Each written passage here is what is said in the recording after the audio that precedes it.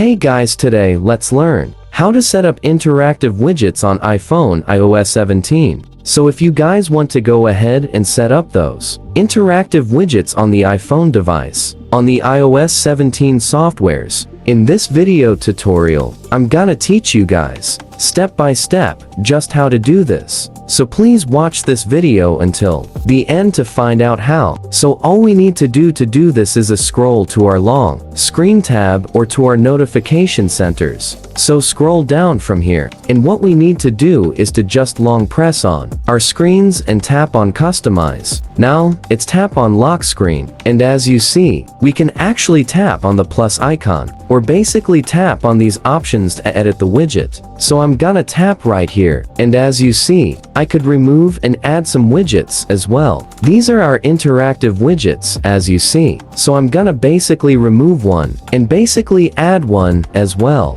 For this example, as you see, we have a lot of widgets over here. The battery widget, Spotify, Facebook, TikTok, OGV clocks, calendar, Gmail, and a lot of different widgets that we have as well. In this case, these are all interactive widgets that you could actually choose to use for your lock screen. So basically, that preference is gonna be up to you. Just go ahead and play around with it and use the one that best suits your lifestyle and your usage on your iPhone. Basically here, all of the options that you have, and one of the best options that I've actually chosen on here is, of course, the battery, so that I can see my battery level. Spotify, so that as soon as I pick up my phone, I just tap on this option to open Spotify, and I do have Facebook as well, so that I can see my notifications on here if I want to. That's all for this video. Once you've added those widgets to stab on dentist, save them and choose the lock screen option to view it once you open your device.